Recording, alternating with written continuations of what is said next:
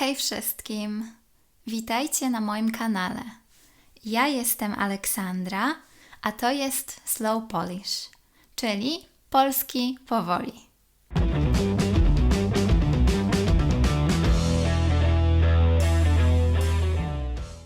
Do dzisiejszego odcinka zaprosiłam specjalnego gościa. Cześć Wiktor! Bardzo miło Cię znowu widzieć. Byłeś chyba pierwszą osobą, którą uczyłam polskiego i przy tym sama się uczyłam, ponieważ zanim zaczęłam studia nauczania polskiego, byłam samoukiem i byłeś takim moim królikiem doświadczalnym. Możesz proszę opowiedzieć coś o sobie? Skąd jesteś, gdzie mieszkasz, co robisz i jaka jest Twoja historia z Polską i językiem polskim? Cześć, tu Aleksandra z przyszłości.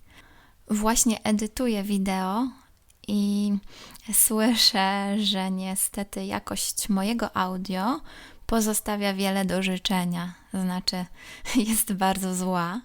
Próbuję ją trochę naprawić, jednak jest to trudne.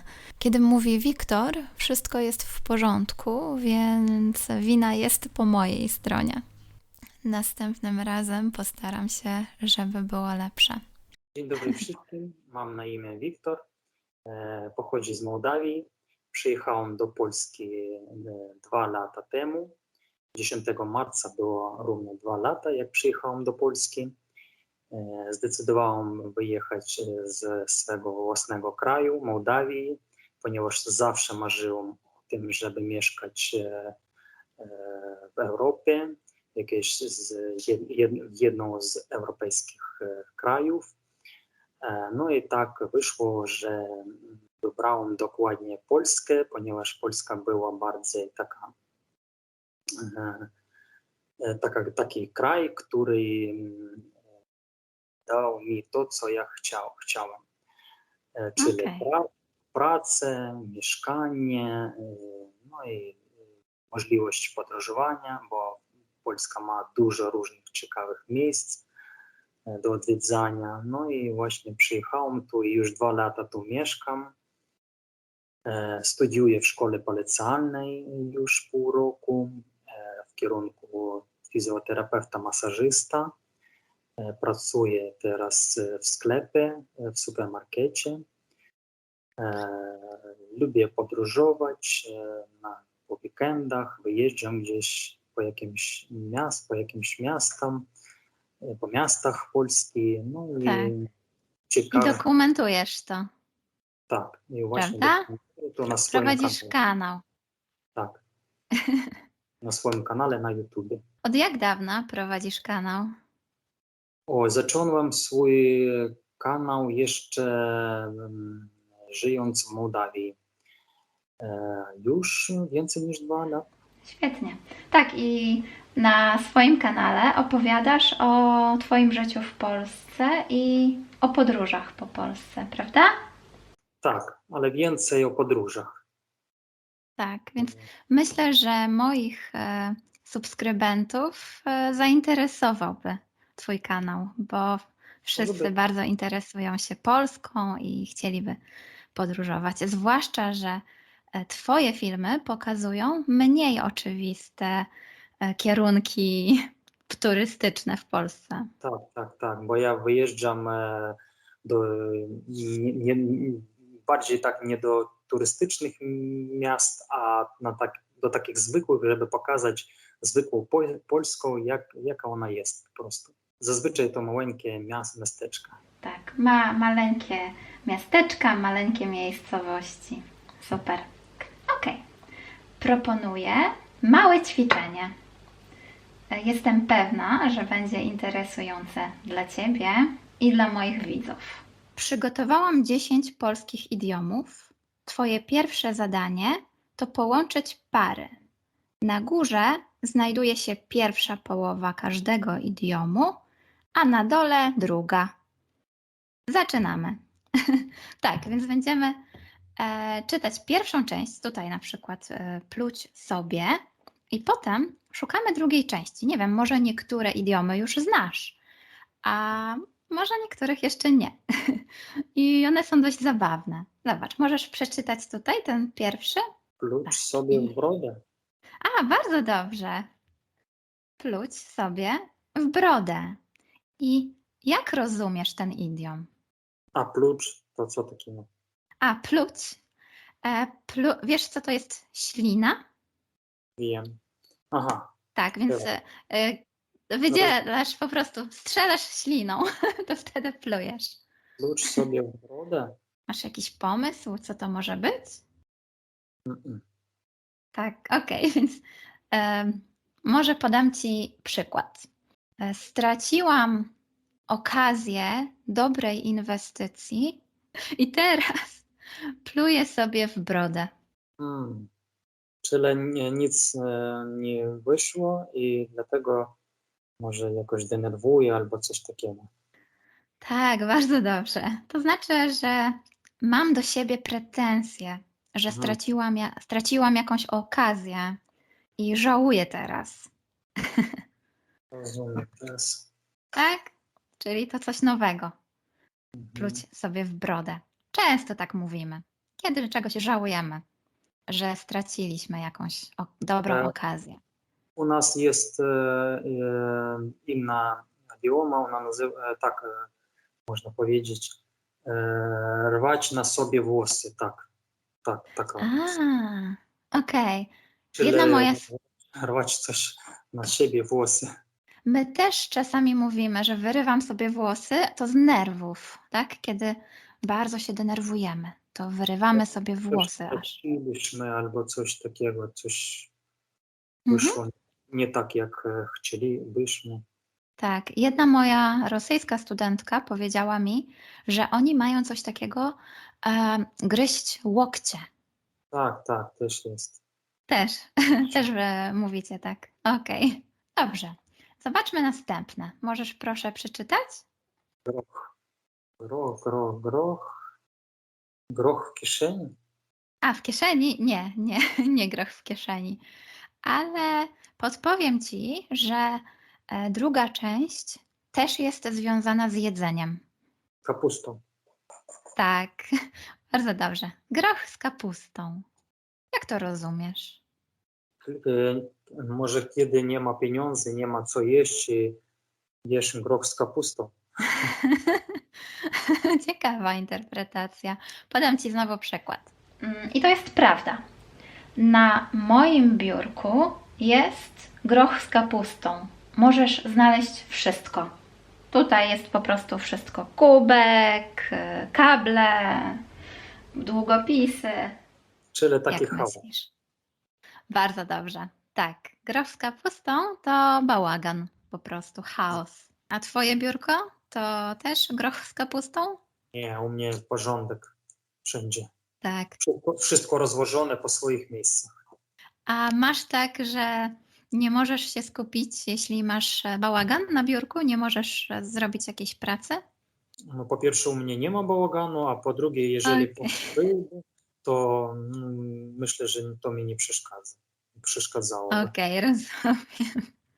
Dobrze. Mnie też nic nie przeszkadza, tylko że ja mam zawsze bałagan. Dobrze. Mieć węża w kieszeni. Bardzo dobrze. Mieć węża w kieszeni. I znowu. Jak myślisz? O co tu chodzi? To może być, kiedy ktoś nas zdradził albo coś takiego. Może ktoś nie jest uczciwy albo skłamiał. Okej. No nie do końca niestety, ale rozumiem, bo wąż to taki symbol zdrady, prawda, kuszenia i zła, tak? Ale tutaj mieć węża w kieszeni to znaczy być skąpym, niechętnie wydawać pieniądze, bo osoba, która nie chce wydawać pieniędzy, boi się sięgać do kieszeni, bo ma wyrzuty sumienia. Ten wąż to są wyrzuty sumienia. I co ciekawe, ale Grecy mają podobne powiedzenie, ale oni mają kraby w kieszeni. Każdy język ma mnóstwo idiomów. A właściwie jaki jest twój pierwszy język? Taki, w którym liczysz na przykład. Liczę po rosyjsku, ale pierwszy Okej, mój język, na którym ja zacząłem rozmawiać, to ukraiński. okej, więc jesteś dwujęzyczna. Dobra, Rzucać, ja myślę, że rzucać mięsem. bardzo dobrze. Tak, mówimy rzucać mięsem. Jak myślisz, co to może znaczyć? To może znaczyć, że kiedy dużo masz pieniędzy i po prostu ich tracisz w lewo i w prawo. Podam ci przykład. Mięso kosztuje nie tanio. Nie, to raczej mówimy, że wyrzucać pieniądze za okno, na przykład do śmietnika, coś takiego. Wiatr, u A nas podam ci mówią przykład. rzucać, Nie rzucaj mięsem. Tutaj są dzieci. czyli może Jeszcze jakichś, nauczą się. może jakichś słów takich niedobrych. Rzucać mięsem, właśnie. To znaczy przeklinać. Mówić brzydkie słowa. Nie znalazłam za dużo informacji o pochodzeniu tego idiomu, ale na pewno to nie jest przyjemne rzucać w kogoś mięsem, prawda? Zwłaszcza jeśli jest nieświeże. Trzeba było Więc tak, dodać w takim razie rzucać nieświeże mięso. tak, tak. Nie, mówimy po prostu rzucać mięsem, tak? To przeklinać, mówić bardzo brzydko. Dobrze. Następne. Proszę przeczytać. Udawać Greka. Bardzo dobrze, widzę, że znasz ten idiom. Nie, to po prostu logiczne, tak. Ciekawa jestem, czy wiesz, co to znaczy. No może Greki to były takie, nie wiem, mądrzy ludzie. Jesteś na bardzo dobrej drodze. Ten idiom ma swoje korzenie w starożytnej Grecji. Grecki filozof Sokrates, on chodził po agorze w Atenach i zadawał ludziom różne filozoficzne pytania. I on udawał, że nie zna odpowiedzi. Udawał Greka. Więc to znaczy, ktoś udaje Greka, kiedy udaje, że nie zna odpowiedzi, że nie wie, o co chodzi, zachowuje się jak niezorientowany w temacie. Czyli udawać Greka to kiedy robisz taki wygląd, że nic nie rozumiesz i nie w temat, Tak. nie jesteś w temacie. Następne. Tak, zbijać kokosy. Tak, tylko też może być zbijać kokosy, tylko niestety ta aplikacja nie pozwoliła mi użyć 2 razy tego samego słowa, więc użyłam czegoś innego do tych kokosów, ale tak, to jest dobrze, więc położymy to tutaj na razie, a potem zobaczymy. Ale jeszcze jest jedno wyrażenie, do którego pasuje zbijać. To będzie zbijać bąki. Błąki? Zbijać bąki. Podam ci przykład. Piotr dzisiaj nic nie robi, tylko leży do góry brzuchem i zbija bąki. On nic nie robi. On zbija bąki. U nas jest łowię much, czyli łowić muchy. Tak, też mówimy, że ktoś muchy łapie, bo nudzi się, nic nie robi. To jest bardzo podobne. Tutaj jest kilka różnych teorii na ten temat.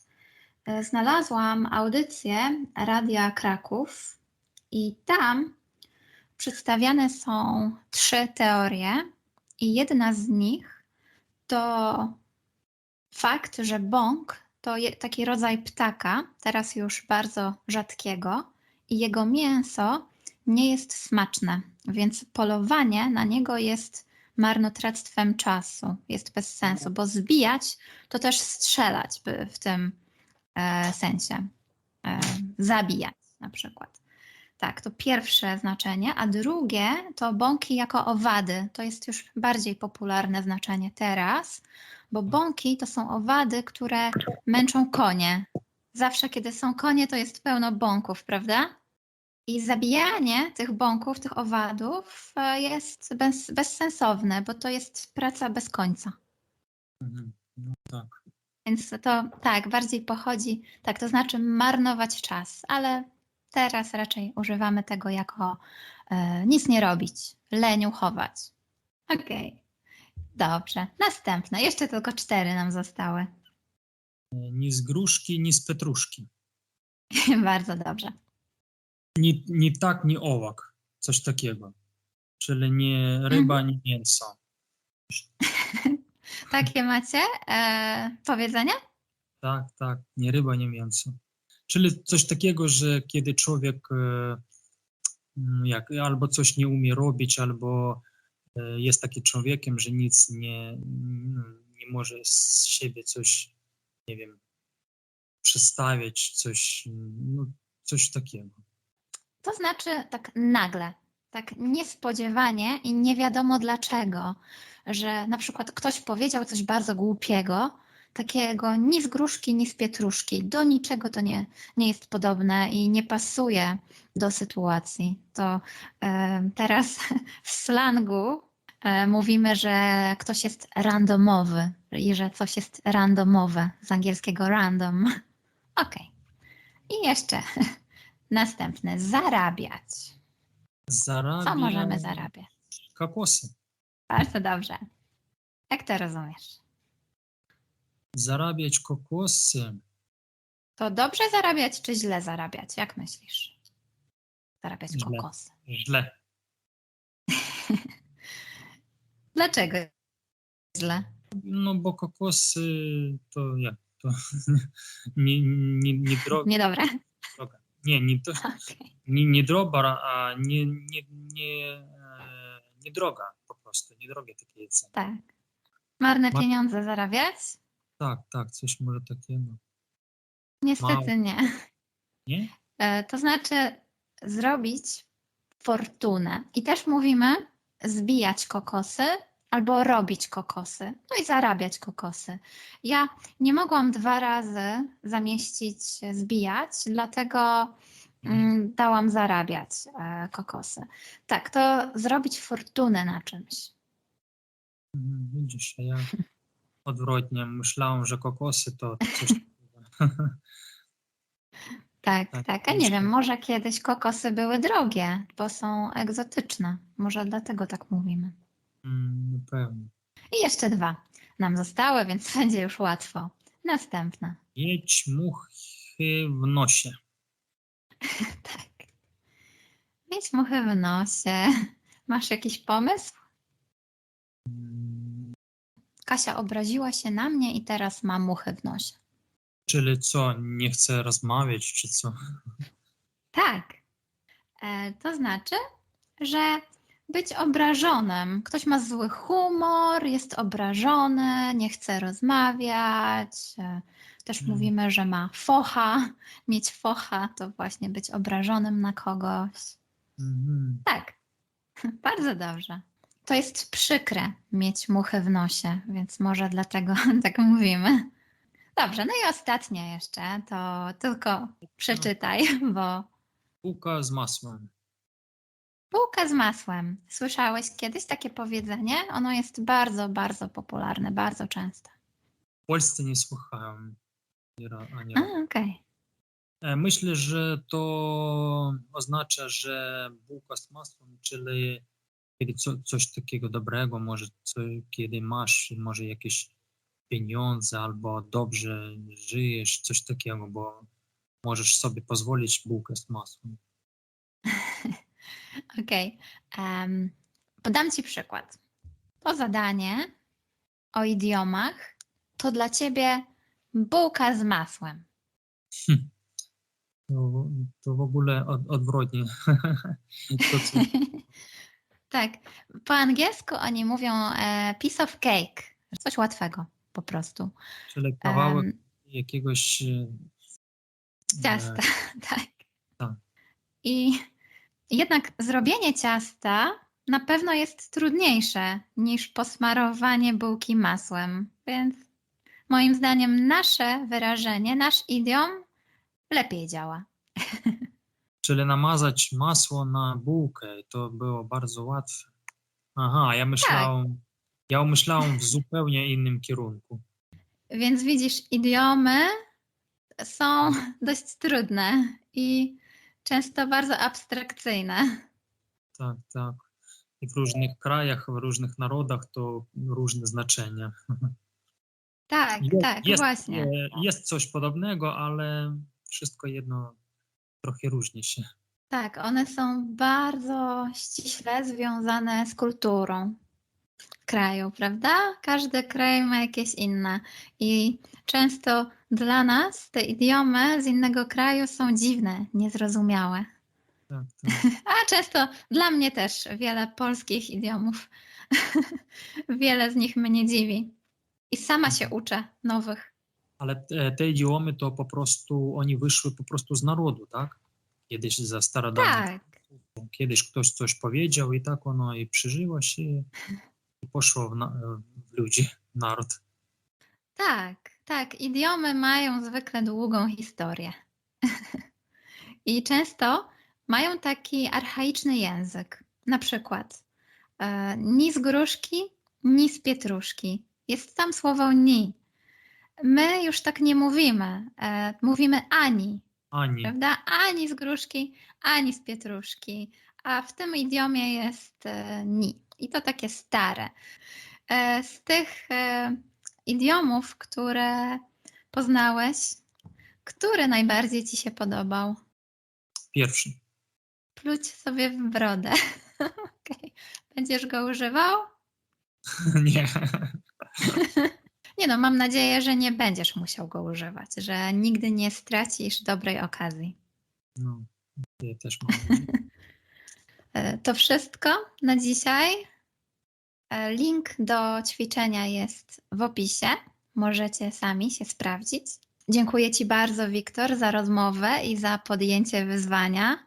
Wchodźcie na kanał Wiktora. Dzięki wielkie i do zobaczenia, mam nadzieję, następnym razem. Do widzenia, wszystkiego dobrego, pa! Bardzo Wam dziękuję za oglądanie. Sprawdźcie kanał Wiktora i zasubskrybujcie, bo jego filmy są naprawdę ciekawe. Subskrybujcie też mój kanał, jeśli tego jeszcze nie robicie. Dzięki, trzymajcie się i do zobaczenia. Pa!